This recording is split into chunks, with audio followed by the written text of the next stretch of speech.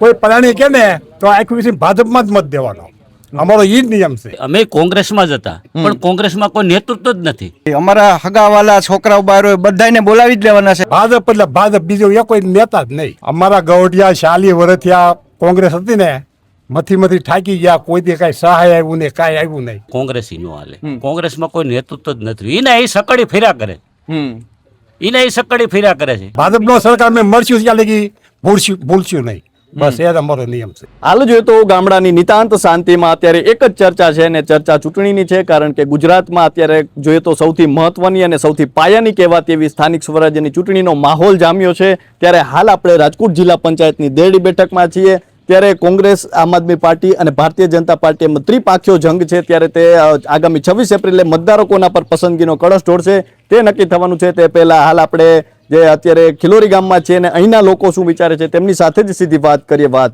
ગુજરાતી પર. શું નામ છે તમારું? શાંતિલાલ પદમાણી. શું કહેશો, અત્યારે ચૂંટણીનો માહોલ છે, 3 પક્ષો છે, શું લાગે છે? અમારા માટે તો આજે વર્ષો પછી સ્થાનિક ઉમેદવાર અમારા આવ્યા છે, એટલે એક અમારે તે લગ્ન પ્રસંગ સમજીને અમે એને મદદ કરવાના છે. અમારા હગાવાલા છોકરાઓ બારો બધાને બોલાવી જ લેવાના છે અને આખો ગામ એક પ્રસંગ સમજીને, ઉત્સવ સમજીને અમે આ કાર્યક્રમ કરીશ. શું લાગે છે, અન્ય પક્ષો પણ છે, ભારતીય જનતા પાર્ટી પણ છે અને જે કહી શકાય કે જયશ્રીબેન છે આ ગામમાંથી ઊભા છે, શું કહેશો, શું લાગે છે? એની કામગીરી જ એવી છે કે કોઈની પાસે એને કહેવા જવું પડે એમ નથી. શું કામગીરી છે? કામગીરી ગ્રાઉન્ડ લેવલના માણસ છે. નાના માણસથી માંડીને દરેક જિલ્લા પંચાયત સુધીના કામ કરી શકે એવી એમાં તાકાત છે. અત્યારે તમે શું જોઈને મતદાન કરતા હોય છો? પક્ષ જોઈને, ઉમેદવાર જોઈને, કે શું જોઈને? તમે સ્થાનિક સ્વરાજ્યની ચૂંટણીમાં શું જોઈને મતદાન? અમે પક્ષ અને વ્યક્તિ બે આજે મોટી દેરડી સીટમાં પક્ષ અને વ્યક્તિ બે મજબૂત છે. એમાં ખાસ તો ભરતભાઈનું વ્યક્તિત્વ જ એવું છે કે એમાં એક પણ પાર્ટીના ઉમેદવાર હાલે એમ નથી. શા માટે એ લોકો નહીં? અન્ય પક્ષ શા માટે નહીં? અન્ય પક્ષો નહીં એનું તો શું છે, એક લોકોની છબી ખરડાયેલી છે. એ લોકો વારંવાર ઓલા પક્ષમાંથી ઓલા પક્ષમાં, ઓલા પક્ષમાંથી ઓલા પક્ષમાંથી આવેલા માણસો છે. ભરતભાઈ પોતે પહેલી વાર લડે છે, સક્રિય છે અને સક્ષમ ઉમેદવાર છે. એટલે ભાજપનું પલડું તમને ભારે લાગે છે? 100%. અન્ય લોકો પણ આપણી સાથે જોડાય છે, તેમની સાથે વાત કરીએ. શું નામ છે આપનું? જયેશભાઈ વિઠ્ઠલભાઈ સોજિત્રા. શું કહેશો, અત્યારે અહીં કેવો માહોલ છે? સૌ પ્રથમ તો ચૂંટણીનો અત્યારે તો ભારતીય જનતા પાર્ટીનો માહોલ છે અને ભારતીય જનતા પાર્ટીને બહુમતીથી વિજય બનાવવા માટે અમે યુવા કાર્યકરો બધાય સહમત છીએ અને અમારા ગામનો સ્થાનિક ઉમેદવાર છે અને અમે કોંગ્રેસમાં જ હતા, પણ કોંગ્રેસમાં કોઈ નેતૃત્વ જ નથી. ગોંડલ જઈને અમે કોને ફરિયાદ કરી? તમે કોંગ્રેસમાં હતા? હા, હું કોંગ્રેસમાં તાલુકા પંચાયત. નહીં. કેમ નહીં? કોઈ પણ આગેવાન જ નથી. કોઈ અમારે જઈને ફરિયાદ ક્યાં કરવી? બરોબર. જયરાજભાઈનું નેતૃત્વ સારું છે, ઉમેદવાર સારો છે અને એને ઉમેદવારી સારા મૂકેલા છે. બરોબર. અને જયરાજભાઈએ કોઈ પણ રાતે 12 વાગે જાય તો ગણેશભાઈ એનો આખો પરિવાર ગમે ત્યારે રાતે 12 વાગે ફોન કરે તો ઉપાડે છે અને કામ હલ કરે છે. તો અમારે ભારતીય જનતા પાર્ટી અમે પસંદ કરેલી છે અને અમારા ગામના તમામ યુવાનો ભાજપની સાથે જોડાઈને અને તન મન ને ધનથી મહેનત કરે છે અને બહુમતીથી અમે વિજય બનાવીશું.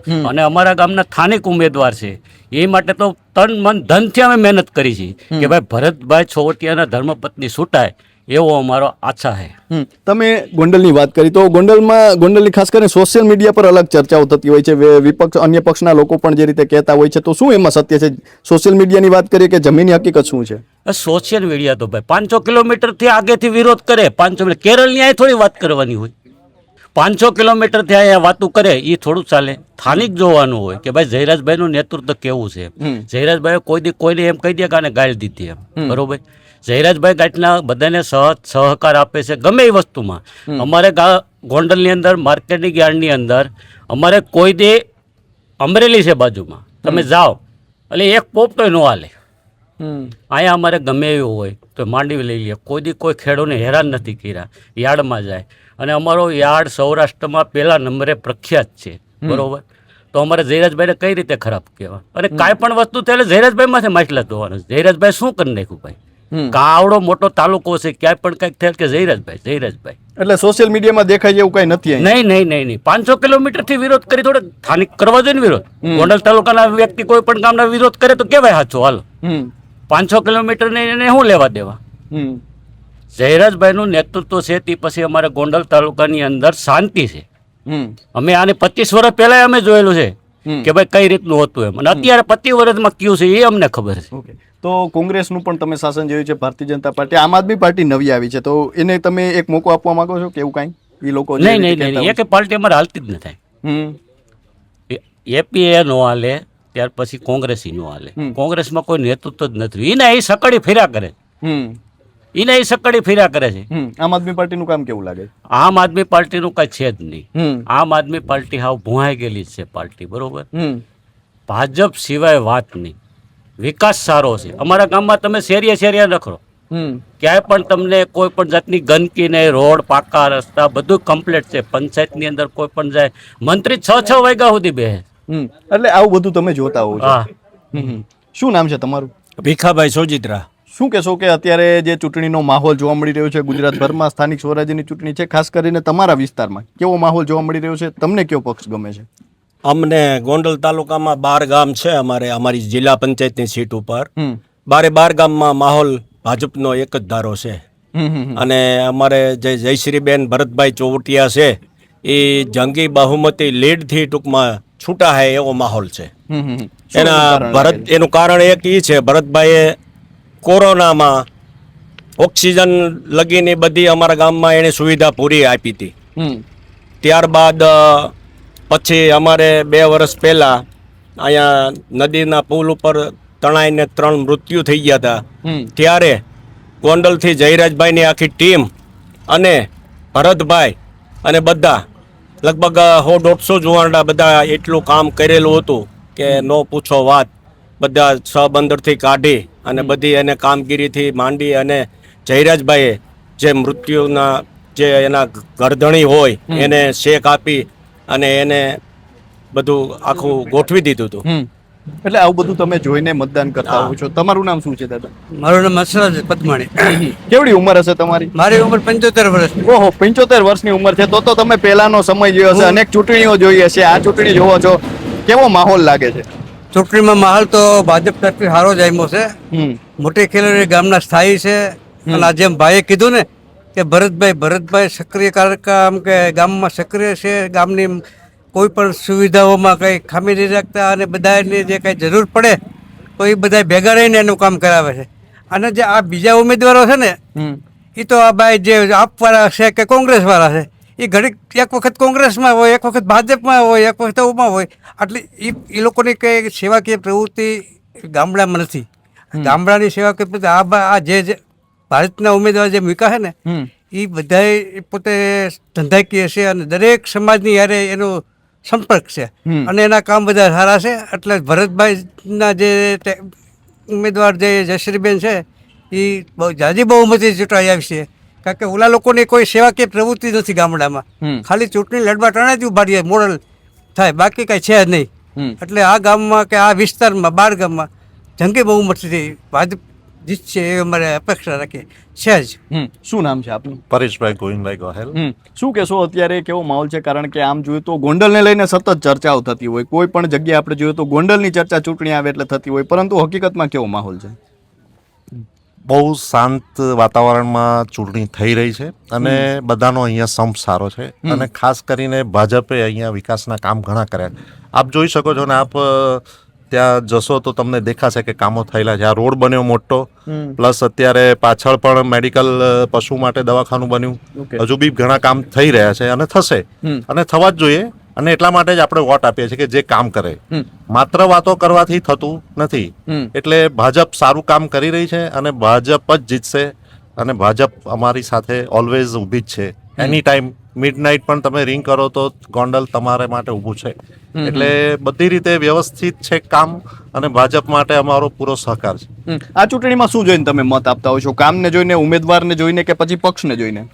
જુઓ, ગામ બધાનું જ છે અને ગામનો વિકાસ મેઇન છે અને ગામનો સંપ મેઇન છે. એટલે વ્યક્તિ ગામની સાથે જોડાયેલા જરૂરી છે, કારણ કે તો જ તમને બેઝિક આઈડિયા આવે. આજે વાતો કરવી અને કામ કરવું એમાં બહુ ડિફરન્ટ છે. એટલે વ્યક્તિ અહીંયા કામ કરે એ દેખાય છે. અને ગમે ત્યારે તમને જરૂર પડે તો તમારા માટે અડધી રાતે એ વ્યક્તિ ઊભા છે તો તમે એને સપોર્ટ કરો એ જરૂરી છે. કારણ કે ઓલવેઝ એ તમને સપોર્ટ કરવાના છે. જી એટલા માટે ભાજપ સરકાર જિંદાબાદ. ઓકે, શું નામ છે તમારું? ડાયાભાઈ મોહનભાઈ. શું લાગે છે કે આ વખતે કોનો માહોલ તમને વધારે આ મજબૂત માહોલ લાગે તો છે? અમને એવું લાગે છે કે આ ભરતભાઈ પટેલ છે યુવાન, અને એણે એવા કામ એ નહોતા તોય એણે એટલા કામ કર્યા છે કે માણસો એને મૂકી શકે એમ નથી. અને 100% એ ફાઇનલ જ છે ભાજપમાં. અને એ ગોંડલ તાલુકા સીટ અને રાજકોટ જિલ્લા પંચાયતની સીટ આ બે ફાઇનલ જ છે. અને બધાને એવું વાતાવરણ છે કે અમારે ભરતભાઈ પટેલને લઈ આવવાના જ છે. તમારું નામ શું છે? બાબુભાઈ ભીખાભાઈ રાદડિયા. શું લાગે છે કેવો માહોલ છે ખાસ કરીને તમારી બેઠક ઉપર? આપણે જોઈએ અમારી દેરડીની બેઠક ઉપર સાહેબ, અમારે આ દેરડીની બેઠક ઉપર આ પંચાયતની ભરતભાઈ છે એમાં કાંઈ કહેવા પણ નથી. લીટથી બહુમતીથી છૂટ આવવાના છે. અને અમારા ગોંડલ તાલુકાની માલિકો કોઈ જાતની કોઈને ભાજપમાં કોઈને કેવું, કારણ કે જયરાજ બાપુએ અમારા કામ એવા કર્યા છે. અમારો માલ અમારે ખેડૂતને શું હોય, અમારો માલ તે કોઈ પાછો નથી થયો. ગમે એવો માલ અમારે ગોંડલ તાલુકાની માલિકો અમારે આખું વિશે કોઈ પ્રાણી કે ને તો આખું વિશે ભાજપમાં જ મત દેવાનો, અમારો એ જ નિયમ છે. બાકી ગમે એ આવે આ કરવાની, બાકી ભાજપ એટલે ભાજપ. આથી 30 વર્ષ પહેલાનું અમારો ભાજપ, અમારે મોદી સરકાર અમારે આ જયરાજ બાપુ અને અમારે અહીં ઉમેદવાર મૂકે ને ભાજપ એટલે ભાજપ, બીજો એ કોઈ નેતા જ નહીં. શા માટે નહીં? બીજું કોંગ્રેસ ને આમ આદમી પાર્ટી શું કામ નહીં? અમારા ગૌઢિયા 40 વર્ષથી આ કોંગ્રેસ હતી ને, મથી થાકી ગયા, કોઈ દી કાંઈ સહાય આવ્યું નહીં, કાંઈ આવ્યું નહીં. અને અમને ભાજપમાં ખબર છે કે આ 4 મહિને બસ 2000 રૂપિયા ભાજપ સરકાર નાખે છે. તે પછી આ દવાખાનાની માલિકો 5-5 લાખ રૂપિયા, 10 લાખ રૂપિયા આ સહાય દવાખાનામાં આપે છે. એ કોણ? ભાજપ સરકાર. એવો કોણ પેદા થયો છે કે અટલ ડિગ્રી આ સહાય આપી આટલા વર્ષોની માલિકોએ? આ ભાજપ સરકારે કર્યું. એટલે ભાજપનો સરકાર મેં મળશું ત્યાં લગી ભૂલશું નહીં. બસ એ જ અમારો નિયમ છે. તો જે રીતે વડીલો વાત કરી રહ્યા છે ને જે તેમને ચૂંટણીને લઈને તમામ વાતો કરીને, આમ જોઈએ તો અત્યારે ચૂંટણીનો માહોલ છે તે જામ્યો છે. 26 એપ્રિલ છે ત્યારે ગુજરાતમાં સ્થાનિક સ્વરાજ્યની ચૂંટણી યોજાવાની છે. મતદારો છે તે કોના પર પસંદગીનો કળશ ઢોળશે તે જોવું રહેશે. તો હાલ તો બસ આટલું જ. ફરી મળતા રહીશું વાત ગુજરાતી પર.